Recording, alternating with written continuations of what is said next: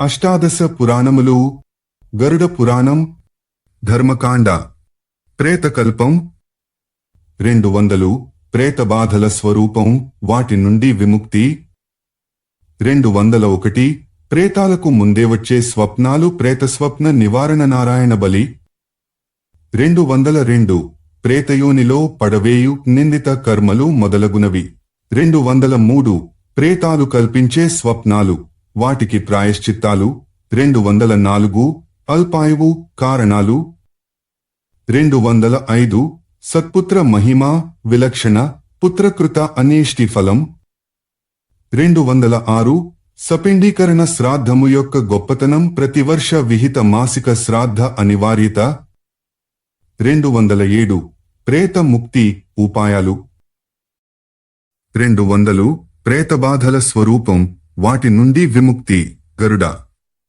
ఇక ప్రేతాల గూర్చి అడిగావు కదా విను కపటం మోసం వీటికి మూలం ఇతరుల ధనాన్ని స్త్రీలను ద్రోహబుద్ధితో అపహరించేవారు రాక్షసాది నిశాచర యోనుల్లో పుడతారు పుత్రమోహం కొద్దీ వారి సుఖం కోసం అన్ని రకాల మోసాలు దౌర్జన్యాలు చేసి కూడబెట్టి చచ్చినవారు శరీర రహితులై ఆకలి దప్పులతో అలమటిస్తూ గాలిలో ధూళిలో తిరుగుతుంటారు వీరు దొంగలవలే పితరుల కోసం అక్కడక్కడ పెట్టిన జలాన్నపహరిస్తుంటారు ఈ పాపం వల్ల వారి ప్రేత జీవనం మరింత కాలం పెరిగిపోతుంది వారే జ్వరాలుగా రోగాలుగా పీడలుగా మారి స్వంత ఇంటిలోనే చేరి తమ వారినే పట్టి పీడిస్తుంటారు తలనొప్పులు విషూచులు ఇలాంటి అనేక రోగాలు కారణం లేకుండానే నియమబద్ధంగా ఆహారం తీసుకునే వారికి కూడా తగలడం ఈ ప్రేతాల చలవే బతికున్నంతకాలం తామెంతగానో ప్రేమించిన వారినే చచ్చి ప్రేతాలైన వీరు బాధిస్తారు తమ ఇంటి సమీపంలోనున్న ఇతరులను కూడా వారు అధర్మం చేస్తేనే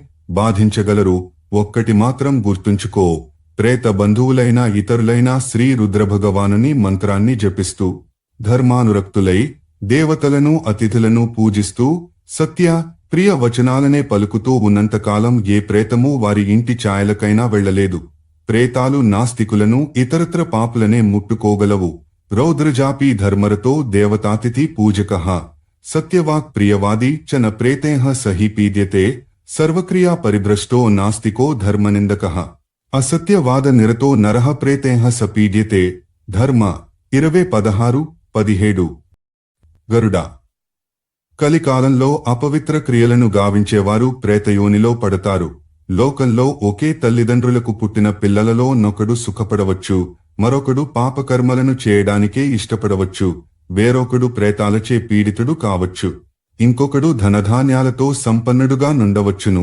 వీరిలోనే సంతానవంతుడొకడైతే ఉన్న ఒక్క కొడుకు వేరొకనికి దక్కకపోవచ్చు కొడుకులే ఒకడికి పుడితే మరొకడికి కూతుళ్లే కలగవచ్చు కాబట్టి ఎవని కర్మఫలం వానిదే దానికి పుట్టుకతో సంబంధం లేదు అలాగే ప్రేతాలు పట్టుకున్నప్పుడు కర్మయే కారణమవుతుంది కాని వంశ ప్రతిష్ఠ కాదు ప్రేత దోషం కూడా అందరికీ ఒకలాగే ఉండదు ప్రేతగ్రస్తులలో నొకడికి అనుకోకుండా అందరు బంధువులతోనూ విరోధం వస్తుంది మరొకడు సంతానహీనునిగా మిగిలిపోవచ్చు కొందరికా సంతానం మిగలదు కొందరు పశుహీనులు బంధుహీనులు ధనహీనులు అయిపోతారు కొన్ని ప్రాంతాల్లో ప్రేత ప్రమేయం వల్ల ప్రకృతి పరివర్తనం చెందడం కూడా ఉంది మాతాపితలను ఎవడైనా హత్య చేశాడంటే వాడిని ప్రేతం పట్టుకుందని నిశ్చయించుకోవచ్చు నాస్తికత కూడా ప్రేత ప్రభావమే నిత్యకర్మలపై ఆసక్తి పోయి జపహోమాలను మానివేయాలనే బుద్ధి పుట్టడం ప్రేత ప్రేరణం అలాంటి వానిలో పరధనాపహరణాలోచన కూడా ప్రేత నిర్ణయమే ఇలా మనిషికి జరిగే ప్రతి కీడు వెనుక ప్రేత ప్రమేయముంటుంది పాపపుటాలోచనలున్న వారినే ప్రేతం ఆవహించి బాధించగలదు అధ్యాయం 20 201 ప్రేతాలకు ముందే వచ్చే స్వప్నాలు ప్రేత స్వప్న నివారణ నారాయణ బలి ప్రేతాల నుండి విడుదల ఉంది దానికి ముందది ఎలాంటి ప్రేతమో ఇదెలాంటి తాపమో తెలియాలి దానికి జ్యోతిర్విద్వాంసుల సహకారం అవసరం ప్రేతగ్రస్త ప్రాణికి కొన్ని అద్భుతమైన కలలొస్తుంటాయి తీర్థయాత్రలకి వెళ్లాలని నదీ స్నానాలు చేయాలని ధర్మకార్యాలను అనుష్ఠించాలని గట్టిగా నిశ్చయించుకుని ముహూర్తం కూడా చూసుకున్నాక ఎందుకో అత్యంత నిరాసక్తత ఏర్పడుతుంది ఎక్కడికి వెళ్లబుద్దేయడు చెడ్డ పనుల వైపు మనసు పోతుంది వెంటనే ఇది ప్రేత నిర్వాకమే అని పోల్చి ఆ జ్యోతిర్విద్వాంసులనాశ్రయించినవాడు బాగుపడతాడు వారిని సంప్రదించవలసినవసరము లేకుండా దానాలు చేసినా ప్రేతబాధలు వదిలిపోతాయి కలలో కనిపించిన ప్రేతాన్నుద్దేశించి మంత్రసహితంగా దానం చేయడం వల్ల ఆ ప్రేతానికి ఈ మనిషికి కూడా తృప్తి కలుగుతుంది. ప్రేతాలు వాటిలో అవి కూడబలుక్కుని దానమిచ్చిన వానికి సుఖాలనిస్తాయి. వారి బంధుబాంధవులకు కూడా ధనధాన్యాలనిస్తాయి. నభవేత్తేన ముక్తస్తు దత్తం శ్రేయస్కరం పరం. స్వయం తృప్యతి భోహ పక్షిన్యస్యోద్దేశ్యన దీయతే శృణు సత్యమిదం తార్య యద్దదాతి భునక్తి సహ. ఆత్మానం శ్రేయసా యుంజాత్ ప్రేతస్తృప్తిం చిరం ప్రజేత్తే తృప్తాశుభమిచ్చంతి నిజబంధుషు సర్వదా. అజ్ఞాతయస్తు ఏ దుష్టాః పీడయంతి స్వవంశజాన్ నివారయంతి తృప్తాస్తే జాయమానాను కంపకాః. పశ్చాత్తే ముక్తి మాయాంతి కాలే ప్రాప్తే స్వపుత్రతః. ధర్మ 21:12-15. స్వప్నాలలో ప్రేతాలు కనిపించిన పిమ్మట కూడా వాటి మాటలు చేష్టలు పీడలను చూసి కూడా శ్రాద్ధాదుల ద్వారా వాటి నుండి ముక్తికే ప్రయత్నించనివారు ఆ ప్రేతాలు పెట్టే శాపాలకు లోనే దుఃఖసాగరంలోనే మునిగి ఉంటారు. ఇక తేలరు. కొంతమంది మరుజన్మలో కూడా నిస్సంతులు, పశుహీనులు, దరిద్రులు, రోగులుగానే ఉండిపోతారు. కొన్ని సందర్భాల్లో ప్రేతాల నామగోత్రాలు స్వప్నాల వల్ల తెలుస్తాయి. కొందరిని కలలు రాకున్నా ప్రేతాలు పట్టి పీడిస్తాయి. అలాంటి సందర్భాలలో కులపురోహితుని మాటనే పూర్తిగా విశ్వసించి ఆయన ఆదేశం మేరకు భక్తిభావపూర్వకంగా పితృభక్తినిష్ఠులై పురశ్చరణ పూర్వకంగా నారాయణ బలి కార్యాన్ని నిర్వహించి జప, హోమ, దానముల ద్వారా దేహశోధనను చేసుకోగానే సమస్త విఘ్నాలు సమసిపోతాయి. ఇవన్నీ చేయగానే అంతవరకు భూత ప్రేత పిశాచాదులచే పీడింపబడుతున్న ప్రాణి బాధలన్నీ దూదిపింజల వలె ఎగిరిపోతాయి. ఒక్కటి మాత్రం గుర్తుంచుకో కశ్యపనందన, పితృభక్తి ఉండాలి, లేకుంటే సుఖం లేదు. అన్ని ప్రయత్నాలలోనూ విజయం కావాలంటే తండ్రిపోయిన 9వ లేదా 10వ సంవత్సరంలో 10,000 గాయత్రి జపం చేసి దశాంశ హోమం కూడా చేసి ఇది మా పితరుల నిమిత్తం అని చెప్పుకోవాలి. దీని ఫలితంగా ఉపద్రవాలింక దరిచేరవు. తల్లిదండ్రులను మించిన దైవాలు లేరు. పితృమాతృ సమం లోకే నాస్త్యన్యదైవతం పరం తస్మాత్ సర్వప్రయత్నేన పూజయేత్ పితరో సదా. హితానాము పదేష్టా హి ప్రత్యక్షం దైవతం పిత అన్యాయ దేవతాలోకే న దేహ ప్రభవో హి తాః. ధర్మ 21:28-29. ప్రాణులకు స్వర్గానికి గాని మోక్షానికి గాని ఏకమాత్ర సాధనం శరీరమే.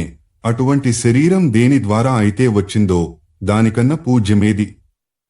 కాబట్టి దానమిచ్చిన వాడికి దక్కే ఫలమే గొప్పది. పుత్రుడు పుట్టుటయే భాగ్యము. వాడు మంచివాడై అన్ని పితృకార్యములను చేయుటయే గొప్ప పుణ్యఫలము. వాడు పుట్టగానే తండ్రికి పుత్ అనే నరకబాధ తప్పిపోతుంది. పున్నామ నరకాద్యస్మాత్ పితరం త్రాయతే సుతః తస్మాత్ పుత్ర ఇతి ప్రోక్త ఇహ చాపి పరత్ర చ. ధర్మ 21:32. ఓయి ఖగరాజా, ఎవరికైనా మాతాపితరులిరువురూ అకాల మృత్యువు పాలైతే వారొక ఏడాది పాటు ఆ తల్లిదండ్రులకు పుణ్యలోకాలను ప్రాప్తింపజేసే ప్రయత్నంలోనే ఉండాలి. ఆ 7 వ్రతాలను, తీర్థయాత్రలను, వివాహాది మంగళకార్యాలను తలపెట్టరాదు. అధ్యాయం 21:202. ప్రేతయోనిలో పడవేయు నిందిత కర్మలు మొదలగునవి. భగవన్, ఈ ప్రేతాల ఉత్పత్తి ఎలా జరుగుతుంది? అవి ఎలా తిరుగుతాయి? వాటి రూపురేఖలు, భోజనాదులు ఎలా ఉంటాయి? అవెక్కడుంటాయి? వాటిని ప్రసన్నం చేసుకోవడం ఎలా? ప్రసన్నచిత్తుడవై నాకీ జ్ఞానాన్ని ప్రసాదించు అని కోరాడు అండజ. కుల మండనుడు చెప్పసాగాడిలా బ్రహ్మాండాధి నాయకుడు కశ్యపాత్మజ. పూర్వ పాపఫలం వల్ల మరికొన్ని పాపాలు చేయాలనే కోరిక పుట్టి దానినణచుకోకుండా అదుపు లేని చిత్తవృత్తితో వర్తించి మానవజన్మను తగలబెట్టుకునే పాపాత్ములు ప్రేతాలవుతారు. ఇలా పాపకర్మరతా ఏవై పూర్వ కర్మవశానుగాః జాయంతే తే మృతాః ప్రేతా సాంచునుష్వవదామ్యహం వాపి కూప తడాగాంశ్చ ఆరామం సురమందిరం ప్రపాం సద్మ సువృక్షాంశ్చ తథా భోజన శాలికాః పితృపైతా మహం ధర్మం విక్రీణాతి సపాపభాక్ మృతః ప్రేతత్వమాప్నోతి యావదాభూత సంప్లవం గోచరం గ్రామ సీమాంచ తడాగారా మగహ్వరం కర్షయంతి చయే లోభాత్ ప్రేతాస్తే వైభవంతి హి. ధర్మ 22:3-6. పాపాత్ముల మృతి సాధారణంగా చండాలాయుధం, పాముకాటు, నీటమునక, అగ్ని, పంటికాటు, బ్రాహ్మణ శాపం, పశువు దాడి, విద్యుత్తు వంటి వాటి వల్ల జరుగుతుంది. అలాగే పై మృతులతో బాటు ఆత్మహత్య చేసుకున్నవారు, ఉరిశిక్ష విషప్రయోగం, విషూచిక, శస్త్రపు దెబ్బల వల్ల పోయినవారు, దొంగల చేతిలో చనిపోయినవారు, అపరకర్మ జరుపబడనివారు, వృషోత్సర్గ మాసిక పిండాదులందనివారు, ఆకాశంలో మరణించినవారు, కొండమీది నుండి జారిపడిపోయినవారు, విష్ణువుని స్మరించకుండా మృతి చెందినవారు, కుక్క కాటు వల్ల దుర్మరణం పాలైనవారు, వీరంతా ప్రేతాలైపోతారు. ప్రమాదాల పాలై మృతి చెందినవారు ప్రేతాలై శ్మశానంలోనే తిరుగుతుంటారు. ఏ స్త్రీనైనా దోషం లేకుండా శిక్షించువాడు, హింసించువాడు, త్యజించువాడు అలాగే మహాపాతకులు ప్రేతాలవుతారు. పండిత గృహాలలో జన్మించి కూడా విద్య నేర్వక సదాచారహీనుడై తండ్రిని బాధించువాడు ప్రేత యోనిలో పడతాడు. ఇంకా మాతరం భగినీం భార్యాం స్నుషాందుహితరం తథా అదృష్ట దోషాం త్యజతి సప్రేతో జాయతే ధ్రువం భ్రాతృధృబ్రహ్మ హా గోఘ్నః సురాపోగురుతల్పగా హేమక్షామ హరస్తార్క్ష్య సవై ప్రేతత్వమాప్నుయాత్ న్యాసాపహర్త మిత్రధృక్ పరదారరతస్తథా విశ్వాసఘాతీ క్రూరస్తు సప్రేతో జాయతే ధ్రువం కులమార్గాంశ్చ సంతృజ్య పరధర్మా రతస్తథా విద్యావృత్త విహీనశ్చ సప్రేతో జాయతే ధ్రువం. ధర్మ 22:14-17. ఒకప్పుడు యుధిష్ఠిరుడు భీష్మ పితామహుని ఇలా అడిగాడు, తాతగారు, ప్రాణియే కర్మ ఫలం వల్ల ప్రేతమైపోతాడు, వానికి ముక్తి ఎలా లభిస్తుంది? భీష్ముడిలా చెప్పసాగాడు, ధర్మజ, నీవిదివరకే విన్న సంతప్తక బ్రాహ్మణుని కథలోనే వీటి వివరాలున్నాయి. ఇది పంచప్రేతోపాఖ్యానమను పేరిట సుప్రసిద్ధం, శుభప్రదం. ఈ కథలో ప్రేతయోనిలో పడకుండా ఉండాలంటే నరుడేం చేయాలో ఇలా చెప్పబడింది. ఉపవాస పరోనిత్యం కృచ్ఛ చాంద్రాయణే రతః వ్రతైశ్చ వివిధేః పూతో న ప్రేతో జాయతే నరః టు ఏకాదశ్యాం వ్రతం కుర్వం జాగరణే సమన్వితం అపరేః సుకృతేః పూతో న ప్రేతో జాయతే నరః ఇష్ట్వా వై వాస్వమేధాదీన్ దద్యాద్ దానాని యో నరః ఆరామోద్యానవాప్యాదే ప్రపాయాశ్చేవ కారకః కుమారీన్ బ్రాహ్మణానాంతు వివాహయతి శక్తితః విద్యాదో భయదశ్చేవ న ప్రేతో జాయతే నరః దో. ధర్మ 22:64-68. గరుడ, మానవ జన్మనొందిన వారు దానిని సద్వినియోగం చేసుకుంటే ప్రేతజన్మే ఉండదా? అధ్యాయం 22. 203. ప్రేతాలు కల్పించే స్వప్నాలు, వాటికి ప్రాయశ్చిత్తాలు. ఎవరికోసమని భ్రమిస్తూ ఇన్ని పాపాలు చేసి ఈ ప్రేత యోనిలో పడిపోయి బాధలు పడుతున్నామని ఈ ప్రేతాలు అనుకుంటాయో వారినే వచ్చి పట్టుకుంటాయి. తమ సతీసుతుల బంధుమిత్రుల కలలలో భయంకరమైన అశ్వాలుగా, ఏనుగులుగా, ఎద్దులుగా, వికృత రూపులైన మానవులుగా కనిపించి బాధిస్తాయి. కొంతమంది నిద్రపోతుండగా వచ్చి వారి శయ్యలను అన్ని విధాలా అపభ్రంశం చేసి పడేస్తాయి. మనిషి తెల్లారి లేచి చూసుకునేసరికి తాను తన పక్కా చాలా అసహ్యకరంగా తయారవుతారు. కొందరికి తాము సంకెళ్లచే బంధింపబడినట్లు కలవస్తే మరికొందరికి చనిపోయిన తమ వారు పరువు తక్కువ, నిందనీయ వేషాలలో తిరుగుతున్నట్టు కలవస్తుంది. తింటున్న వాని నుండి అన్నాన్ని తామే లాగుకుని పారిపోతున్నట్లు, దాహంతో ఆబగా నీరు త్రాగబోతున్న వాని నుండి ఆ నీటిని తామే లాక్కుని పారిపోతున్నట్లు కొందరికి కలలు వస్తాయి. ఇవన్నీ ప్రేతాల నిర్వాకాలే. ప్రేతాలలో ఒక రకమే పిశాచాలు. ఇవన్నీ వాటి విన్యాసాలు. ఆ ఎద్దుమీద సవారీ చేస్తున్నట్లు, ఎద్దులతో కలసి ఎక్కడికో వెడుతున్నట్టు, ఆకాశంలో భయంగా పడిపోయేలా ఎగురుతున్నట్టు, ఆకలితో అలమటిస్తూ తీర్థంలో తిరుగుతున్నట్టు, ఆవు, ఎద్దు, గుడ్రం, పక్షులతో తన గొంతులోనే వాటి భాషను మాట్లాడుతూ గోష్ఠి సలుపుతున్నట్టు, తన నుదుటిపై తనకే ఏనుగు, దేవతలు, భూతప్రేత నిశాచరాదుల చిహ్నాలు కనిపిస్తే తనకి పిశాచజన్మే వస్తుందని అర్థం. పక్షీంద్ర, ప్రేతయోని సంబంధితాలైన ఎన్నో చిహ్నాలు కలల్లో వచ్చి కంగారు పెట్టేవి ఉన్నాయి. తన అన్నదమ్ములు, భార్య, కొడుకు ఎవరైనా పోయినట్టు కలవస్తే అది ప్రేత దోషమే. మనిషికి ఆకలిదప్పులతో తాను ఆరాటపడుతున్నట్టు వాటిని తీర్చండి మహాప్రభో అని ఎవరినో యాచిస్తున్నట్టు కల వస్తే ప్రేత దోషాన్ని వదిలించుకోవాలని వెంటనే ఏదైనా తీర్థానికి పోయి తన పితరులందరికీ పిండదానం చేసి ప్రేత సంతృప్తిని సాధించాలి. పుత్ర, పిత, భ్రాత, పత్ని, పశు, పత్యాది ముఖ్యులు ఇల్లు వదిలి బయటికి పోతున్నట్టు కలవచ్చినా కూడా ప్రేత దోషముందని అర్థము. ఇలాంటి స్వప్న దోషాలకు ప్రాయశ్చిత్తమెలా చేయించుకోవాలో విను. వ్యక్తి ఇంట్లో గాని తీర్థంలో గాని స్నానం చేసి మారేడు మూలంలో జలతర్పణమివ్వాలి. వేద పారంగతులైన బ్రాహ్మణులను బాగుగా పూజించి వారికి నల్లని ధాన్యాలను దానమివ్వాలి. తరువాత యథాశక్తి హవనం చేసిన పిమ్మట గరుడ పురాణ పారాయణ చేయించుకోవాలి. శ్రద్ధాపూర్వకంగా ఈ అధ్యాయాన్ని చదివినా విన్నా వారికి ఏ ప్రేతదోషమో అంటదు. అప్పటికే అంట ఉంటే మంటిలో కలిసిపోతుంది. అధ్యాయం 23 204 అల్పాయువు కారణాలు. గరుడ మనిషి 100 బతకాలనే వేదం చెప్పింది. కాని కలికాలంలో ఆ మాటకి అవాంతరం ఏర్పడింది. నిందిత కర్మలను నిరంతరాయంగా కావించువాడెక్కువ కాలముండడు. వానికి వేద జ్ఞానం కొరవడడం కారణంగా వంశంలో పరంపరగా వస్తున్న సదాచారములను పాటింపడు.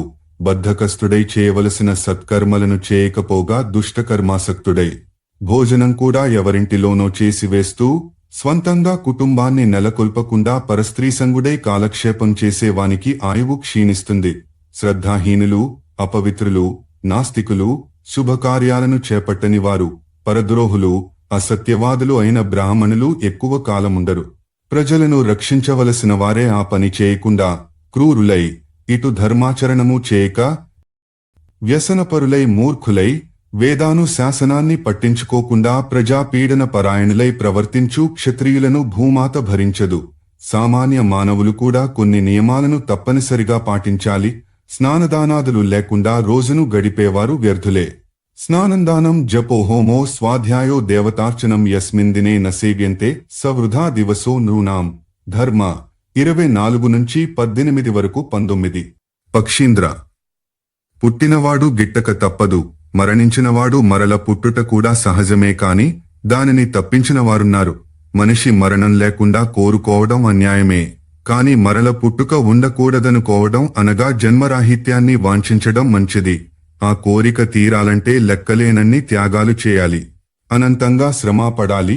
తనకెంతో ప్రియమైన వాటినన్నిటినీ దానం చేసి వేయాలి. తిన్నది అరిగించుకునే శక్తి, రతి శక్తి, దానశక్తి, ఈ 3 దుర్లభ శక్తులు. సరైన భోజనం, అనుకూలవతి అయిన స్త్రీ, ధర్మ న్యాయార్జిత ధనం, ఈ 3 వస్తువులు, ఆ 3 శక్తులు మనిషిని మోక్షం వైపు నడిపిస్తాయి. భోజే భోజన శక్తిశ్చ రతిశక్తిర్వర స్త్రీయః విభవే దానశక్తిశ్చ నాల్పస్య తపసః ఫలం.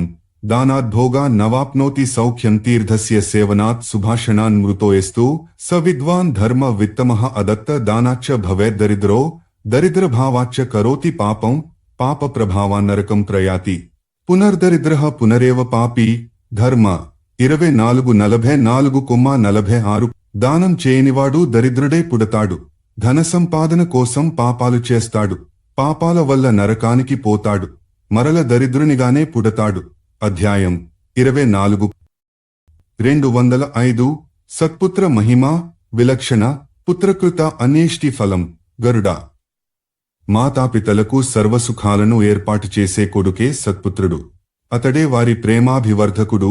ఒకే ఆకాశం, ఒకే సూర్యుడు, ఒకే చంద్రుడు నేలపై పెట్టబడిన నీటి కుండలలో భిన్నానేకాకారాలతో కనిపించినట్లే ఒకే తండ్రి యొక్క ఆత్మ ఆయన పుత్రులందరిలోనూ కదులుతుంటుంది. ఒక కొడుకు తండ్రిలాగే ఉండవచ్చు, ఇంకొకడు తల్లిని పోలవచ్చు, మరొకడు మేనమామ పోలిక కావచ్చు, వేరొకడు వీరందరికీ భిన్నంగా ఉండవచ్చు. అయినా ఆ తండ్రి సంస్కారమే చిన్నతనంలో అందరికీ అలవడుతుంది. కొందరు పుత్రులు తండ్రుల కన్నా అత్యధిక రూపవంతులు, గుణవంతులు, దానపరాయణులు కావచ్చు. కొందరు దీనికి విపరీతము కావచ్చు. ఒక్కటి మాత్రం నిజం, గుడ్డివాడికి గుడ్డివాడే పుట్టాలని లేదు. మూగవానికి అంతే. ఏ వైకల్యము తండ్రిది కొడుక్కి పుట్టుకతోనే రావాలని లేదు. పండితపుత్రుడు పండితుడైనా కావచ్చు, పరమసుంట కూడా కావచ్చు. ఎక్కడా అనురూపత ఏకరూపత లేనిదే భగవత్ సృష్టి. కొమ్మ ప్రభో పరంధామ పౌరస క్షేత్రాది 10 రకాల పుత్రులుంటారు కదా. వీరిలో సంగృహీత ఎక్కడి నుండో తెచ్చిన పుత్రుని వల్ల, దాసీపుత్రుని వల్ల కలిగే ధార్మిక ప్రయోజనమేముంటుంది? గరుడ అప్పుడే పుట్టిన కొడుకు ముఖం చూడగానే ఎవరికైనా పితృణం నుండి ముక్తి లభిస్తుంది.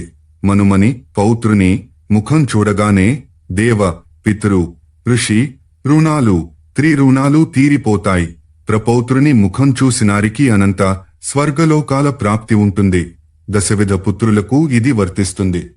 క్షేత్రజపుత్రుడు తన తండ్రికి లౌకిక సుఖాన్ని మాత్రమే కలిగించగలడు. పౌరసపుత్రుడే తన తండ్రికి విద్యుక్తంగా పార్వణ శ్రాద్ధాన్ని పెట్టాలి. మిగతా పుత్రులంతా ఏకోద్దిష్ట శ్రాద్ధాన్నే పెట్టడానికధికారులవుతారు కాని పార్వణానికి కాదు.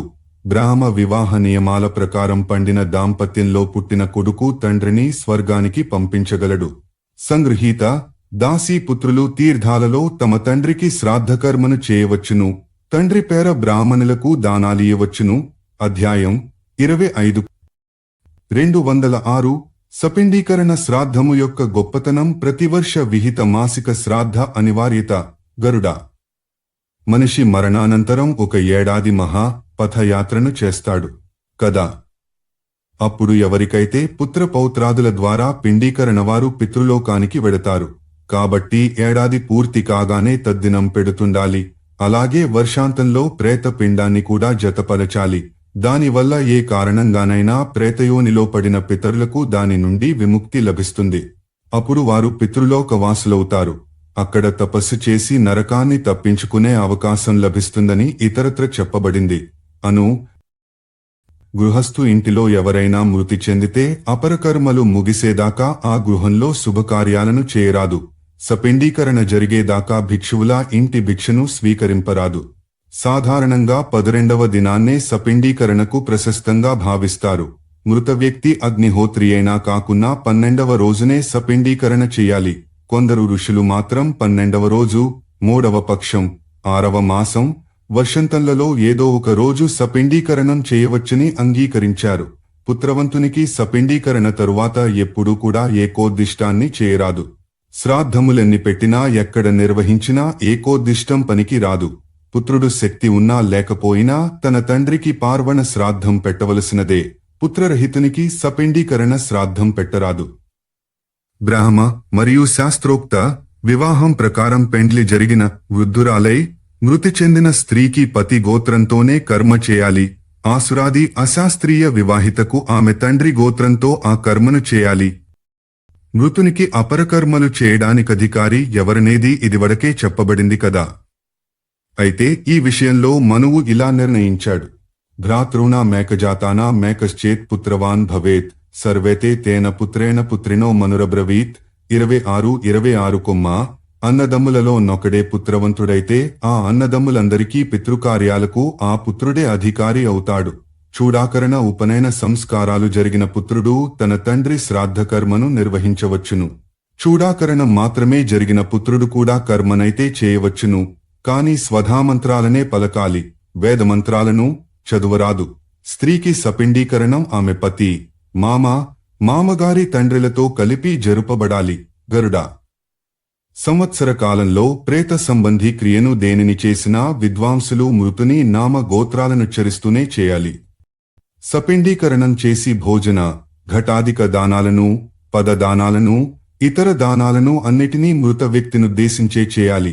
ఏడాదికి సరిపడునట్లుగా లెక్కవేసి అన్నాన్ని జలపూర్ణ ఘటాలను బ్రాహ్మణులకు దానమివ్వాలి. పిండదానం తరువాత యథాశక్తి సంవత్సర గ్రాసాన్ని బ్రాహ్మణునికివ్వాలి. అలా చేస్తే మృత వ్యక్తి యముని వద్దకు దివ్య దేహధారియే విమానంలో సుఖంగా వెళ్లగలడు. అన్నం పానీయ సహితం సంఖ్యాం కృత్వాబ్ది కస్యచ దాతవ్యం బ్రాహ్మణే పక్షం జల పూర్ణ ఘటాధికం తు పిండాంతే తస్య సకలా వర్షవృత్త్యః స్వశక్తితః దివ్యదేహో విమానస్థః సుఖం యాతి యమాలయం. ధర్మ 26:35-36 తండ్రి ఉండగానే కొడుకు మరణిస్తే అతని సపిండీకరణలో తండ్రి పేరుండదు, తాత ముత్తాతలవే ఉంటాయి. అలాగే పతి ఉండగానే మరణించిన స్త్రీ సపిండీకరణలో ఆమె మామగారు, ఆయన తండ్రి గోత్రనామాలుంటాయి. కొన్ని ప్రత్యేక పరిస్థితులెదురైనప్పుడు కర్మ చేయవలసిన పద్ధతి, సతీ అగ్ని ప్రవేశంతో సహా జిజ్ఞాసువుల కోసమే ఈ విషయాన్ని చెప్పడం జరిగింది. ఖగరాజా మృత ప్రాణికి సుఖాన్ని కలిగించే కొన్ని విశేషకర్మలనిప్పుడు వినిపిస్తాను. మృతి తరువాత 12వ రోజు యథావిధిగా సపిండనాది సమస్త కార్యాలను నిర్వర్తించిన తరువాత ఆ ఏడాది పొడుగునా ప్రతిదినమూ నీటి కుండలను అన్నాన్ని దానం చేస్తూ మాసిక శ్రాద్ధాలను కూడా పెట్టాలి. ప్రేత కార్యమున్న రోజు ఇంకే కార్యాన్ని చేపట్టరాదు. అలా చేస్తే నష్టం జరుగుతుంది. మృతునికై చేసే కార్యాలను అదే ఏడాదిలో మరల చేస్తుంటే ప్రేతానికి సుఖం కలుగుతుంది. నిజానికి అక్షయ సుఖాలే అబ్బవచ్చు. రోజూ చేసే దానానికి అదనంగా ప్రతి మాసంలోనూ మృతుడు పోయిన తిథినాడు అన్నోదక పూర్ణ ఘటాలను దానం చేయవచ్చును. వృద్ధి శ్రాద్ధ సపిండీకరణలో కూడా ప్రతి మాసంలో ఒక పిండాన్ని, అన్నాన్ని, జలపూర్ణ కుంభాలను దానం చేయవచ్చును. అధ్యాయాలు 26-27. బభ్రువాహన మహారాజు కథే మరల ఇక్కడ కనిపిస్తుంది. అయితే 2 విషయాలు అదనంగా చేర్చబడ్డాయి. వాటిని అనుబంధంలో చూడవచ్చును. 207. ప్రేత ముక్తి ఉపాయాలు. హే జగదానందకారక, ఏ దానం లేదా సత్కర్మ ద్వారా ప్రాణి ప్రేతయోనిలో పడినా విముక్తి చెందగలదు వత్స? నీ లోక కళ్యాణ వాంఛ బహు ప్రశంసనీయం. సమస్త అమంగళాలను నశింపజేయు దానాన్ని గూర్చి వినిపిస్తాను, విను, ప్రవచించు. ఒక బంగారు కుండను నిర్మింపజేసి దానిని బ్రహ్మ, విష్ణు, శివ లోకపాలుర ప్రతిమల మధ్య పెట్టి ఆ దేవతలందరినీ యథావిధిగా పూజించి ఈ కుండపై కూడా ఆ పూజాద్రవ్యాలను వేస్తుండాలి. పూజానంతరం ఆ కుండను పాలతో నేతితో నింపి సుపాత్రుడైన బ్రాహ్మణునికి దానమిచ్చిన వ్యక్తి ప్రేతయోనిలో పడడు. దహనానికి ముందు చేయవలసిన పనులన్నీ ప్రేతముక్తికై ప్రయత్నాలే. వాటిని ఇప్పటికే వినియున్నావు కదా. గరుడ. తిలలు నా విష్ణు స్వేదజనితాలు, అవి పరమ పవిత్రాలు. మమ స్వేద సముద్భూత స్థిలాస్తార్య పవిత్రకాహ. అలాగే కుశలు నా రోమాల నుండి ఉద్భవించాయి. దర్భామలోమ సంభూతాహ. ధర్మ 29:15. ధర్మ 29:17. కుమ్మ కుశలలో బ్రహ్మ, నేను, శివుడు ఉంటాము. బ్రాహ్మణుడు, మంత్రము, కుశ దర్భలు, అగ్ని, తులసి వీటినన్ని మార్లు ప్రయోగించినా పాసిపోవడం గాని వన్నె తగ్గడం గాని జరుగదు. విప్రమంత్రాహ కుశావహ్నిస్తుల సీచ ఖగేశ్వర నైతే నిర్మాల్యతాం యాంతి క్రియమాణాహ పునః పునః. అలాగే విష్ణువాది 6 పుణ్యదాలు కూడా. విష్ణురేకాదశి, గీతా, తులసి, విప్రధేనవః. ధర్మ 29:21. కుమ్మ అపారే దుర్గ సంసారే షట్పది ముక్తిదాయని.